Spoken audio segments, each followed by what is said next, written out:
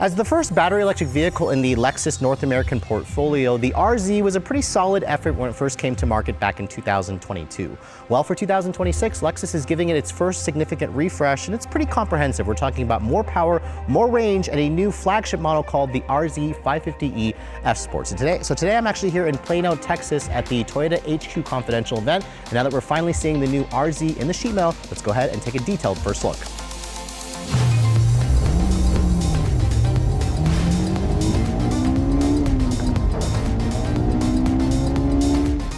Now, before we start talking about the updated styling for the 2026 RZ, let me go ahead and talk about what's going on underneath the hood, because underneath here, as you can see, there is no front trunk storage space, but Lexus did make some significant upgrades to the powertrain or to the electric motors. Now, this model that we're showing you here, like I said earlier, is the RZ 550e F Sport, which means you have the most powerful version of its dual motor powertrain. So you have an electric motor in the front and in the rear. They still draw their power from a 74.7 kilowatt hour battery pack, and Lexus says this model now makes 402 horsepower. 402 horsepower is a pretty healthy increase over the old RZ 450e, which you can still get that model, which offers, again, more of the middle range power. This model, Lexus says, should be good for 0 to 60 in around 4.1 seconds.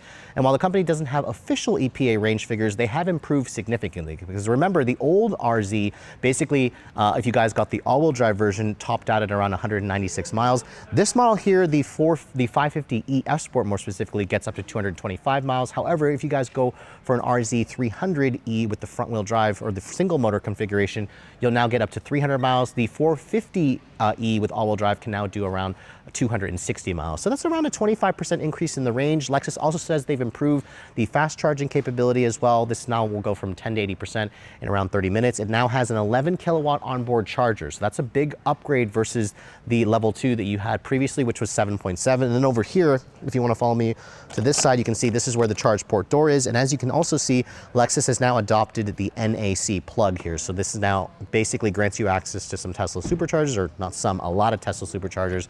And again, even though the charging in this vehicle is not the quickest, it is significantly much more competitive versus when this car first launched, which was really behind the times in terms of charging and in terms of range. But let's go ahead and close up the hood here, which, as you can see, is still supported by a prop rod as opposed to struts that you found like on that new ES behind me. And as you can see, the design of this vehicle certainly looks pretty bold. This color that we're showing you here is called Wind. This is a new F Sport exclusive color that launched on this vehicle and, of course, the IS 500 Ultimate Edition, which was also debuted tonight. You can see the front headlights of this vehicle. They're not the full triple beam LED headlights that you see in other Lexus models. I'm actually surprised they didn't want to put that in this vehicle, but you do have an LED projector. You have the LED daytime running lights with the L Nike swoosh design or fish hook design. You can see you still have this kind of two-tone here where you have the spindle body grille with the illuminated Lexus logo. You have the front camera system, integrated parking sensors. Down here you can see there are some functional openings, of course, with some more of the gloss black that kind of matches the gloss black you find under the headlights. And overall, I actually really liked the way the RZ looked when this car came out. So the F Sport model basically just takes it up to the next level with a more aggressive front fascia. And of course, if you look at the side profile from here, the vehicle itself isn't any larger, because remember, this is just a heavy refresh. The wheelbase is around 112.2 with an overall length of around 189.9 inches. This is about 5 inches longer versus this car's platform mate from Toyota, the BZ, which the BZ also got a pretty significant refresh. You can see the 550e F Sport also includes a unique wheel option. This is a really interesting 20-inch alloy wheel on a 235 by 50 R28. So Dunlop, all-season, more sport-oriented tire. The wheels themselves have an aerodynamic cover, and they certainly look good. They fill out the wheel wells nicely. I think the design of the wheels, along with the blue brake calipers behind it with the enlarged rotors, certainly gives this car a better stopping capability. And Lexus says they've also tuned the handling of this vehicle to be much more sportier. Because it's an F Sport model, it will have their adaptive variable suspension, all-independent suspension, of course. The wheel arch trim here is a gloss black, which kind of contrasts nicely with the Wind exterior color. There's that F Sport badge over here. The mirrors are black painted. They should also be power folding with the full 360 camera, of course. The door handles, you can see they're still the same fixed into position, but they have their digital latch system. And then you can see on the roof panel, this one here has the glass roof, which almost looks like it has a black roof, actually. It's a really nice contrast. The vehicle itself, even though it's an SUV, a crossover, isn't really as tall as most other SUVs. And you can see, looking at the back area, this is where Lexus also made some upgrades. First of all, you now have a new spoiler back here, which kind of contrasts nicely with the spoiler that you find on the roof panel. There is still no rear wiper back here. That's because, again, Lexus has designed this to have enough aerodynamics to where you don't really need a wiper. I have to say the black spoiler does look good, of course, with the new, or with the Lexus badging over here, of course, the full LED light bar that goes across the back. RZ 550E badge back here to show you have the high performance version. And then you can see here, the rear diffuser on this car is unique, much more aggressive. It's all black, as you can see, with some, looks like functional or non-functional air vents to the side.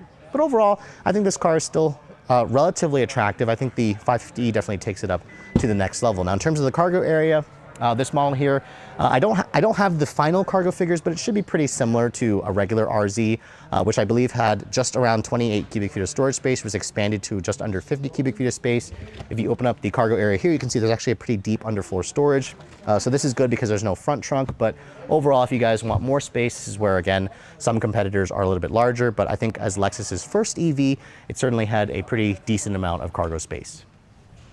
Now moving on to the interior of this Lexus RZ 550e F Sport. That is quite a nameful. As you notice, we actually moved to a different studio, and that's because yesterday when Lexus revealed the car, we took a little bit longer. We didn't have much time, so they kicked us out, but we're here at a different studio because we want to talk about the changes to the inside for this new model. Now, as you can see, the wind exterior is complemented by this black interior, which is a combination of their Ultra Suede with the new Lux, which is a synthetic leather material. These F Sport specific seats are certainly far more aggressive looking. They have far deeper bolsters. They hold you in place during aggressive driving. They're also really soft, comfortable, and supportive. The seats are also 12-way power adjustable on the driver, 8-way on the passenger side. They're heated and ventilated, and you also get a 3-person memory here on the driver's side. Now, stepping inside, just like the regular RZ, it has a pretty easy step-in height as I get in and shut the door.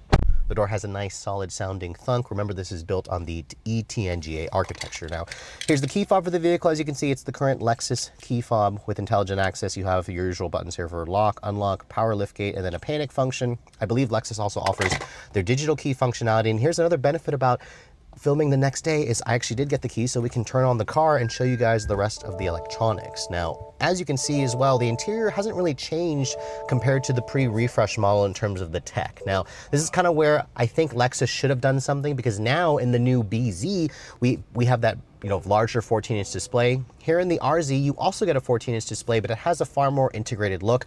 As you can see, my phone just connected via the wireless Apple CarPlay and Android Auto. Again, this screen looks pretty similar to the one that's in the BZ. I basically said in my BZ video, they've ripped it out of the Lexus, and you can see it's fitting nicely here. The instrument panel, as you can see, is a smaller, almost 8-inch display. This is where I think Lexus should have actually put their fully digital display in this car. I'm not entirely sure why they didn't do so. This is an early prototype model, so ignore a lot of the warning lights, but that screen is definitely starting to look a little bit dated. What I do like, however, is the Lexus specific steering wheel, which I think looks really nice with high quality leather with the F Sport badging. You also have a door panel material here, which is a little bit higher quality. There's a soft touch injection molded plastic. This is also the first Lexus model to have Ultra Suede with kind of like an etched design, a little etched pattern in the actual Ultra Suede. There's also their shadow door trim illumination, which kind of creates this really interesting ambient light effect, which they first introduced on the RC. That kind of carries over here, of course.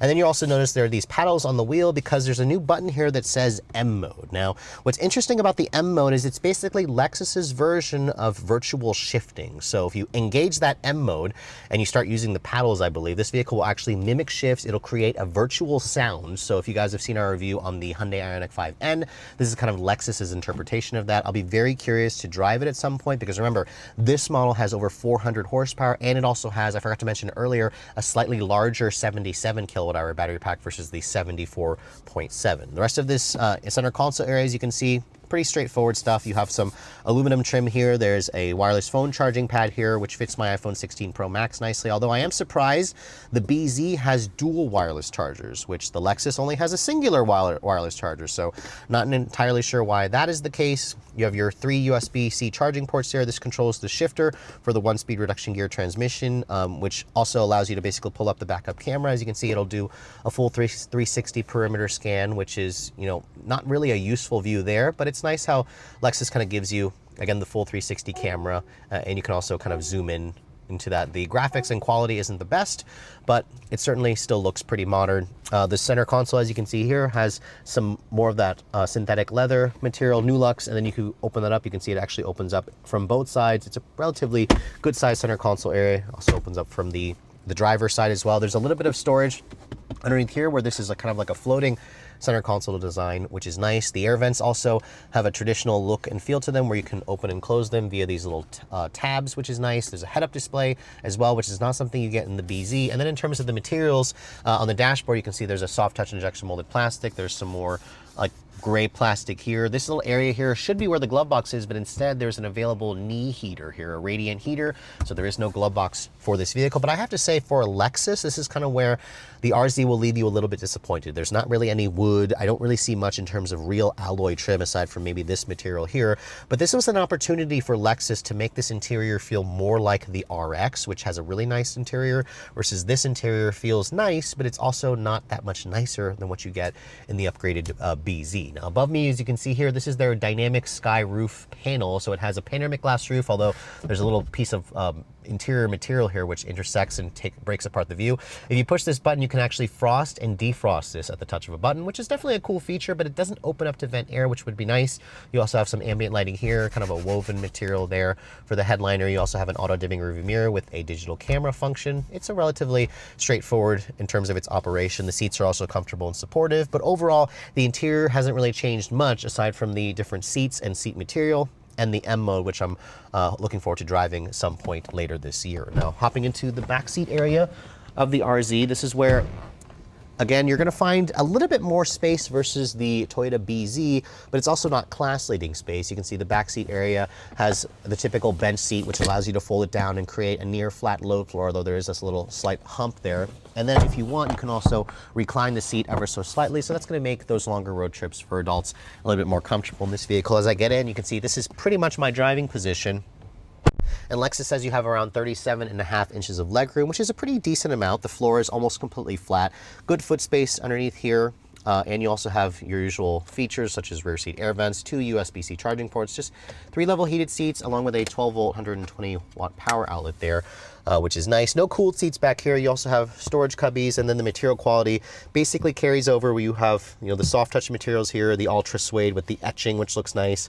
And then you have nice padded leather area here. These door handles, you can see this is part of their digital latch system where you can basically push that opens up the door for you. And then above me, you can see the sunroof the glass roof lets in a ton of light, which I love. There's actually still a decent amount of headroom as well. And then when you fold down this armrest, you can see some cup holders. It's a pretty comfortable place to spend time for average size adults. So if you guys are thinking about, you know, changing out from your RX, the RZ offers a pretty similar amount of backseat space. So when the original RZ first came to market back in 2023, it was already in desperate need of upgrades in terms of the range, in terms of the charging speeds. So for 2026, it's obvious that Lexus wanted to rectify those issues. With the new RZ 350 model, you now get 300 miles of range. Most people will probably choose the RZ 450, which offers around 260. This model is for the enthusiasts, which will drop the range to around 225, which isn't great, but remember, the old RZ 450e offered around 196 miles of range. So that's still an improvement. It could be better, but it's nice to see Lexus making some upgrades there. Charging speeds have also improved. Love the fact that this comes with the NACS plug, which allows you to go from 10 to 80% in about 30 minutes. And also the styling updates that Lexus has made. The RZ, I personally thought was an okay looking vehicle. The F Sport model certainly takes it to the next level. But in reality, the RZ has kind of been a slow seller for Lexus. Last year, they did just under 10,000 units in the US, which was pretty decent. But again, there's the potential for this vehicle to do a lot better because what the RZ could essentially be is an all-electric version of the RX, and Lexus does well over 100,000 units for that vehicle. So for Lexus to do roughly 10% of that kind of shows that they have some work to do. With the changes that they've made, it certainly is going to help. Now, if you guys are looking to get your hands on the all-new RZ, Lexus says that this vehicle should be showing up at Lexus dealerships sometime by the end of this year, and they haven't announced pricing just yet. We'll know that as we get closer to the on-sale date. The current model starts at around $44,000, goes up to around $60,000. I would estimate that this new version should be a little bit more expensive, maybe a couple thousand here and there, although this new version here, which isn't available now, the 550e F Sport, will probably top $65,000 if I had to guess, which again would make the RZ more expensive than its Toyota counterpart, but it's also going to be a little bit less expensive versus some vehicles like the Cadillac Lyriq, for example, and Acura ZDX. So there is a lot to like about the new RZ, especially the F Sport model. So for those of you who are interested, it certainly is going to be a nice addition. But for Redline Reviews here at Toyota's headquarters in Plano, Texas, I'm Sophian Bay.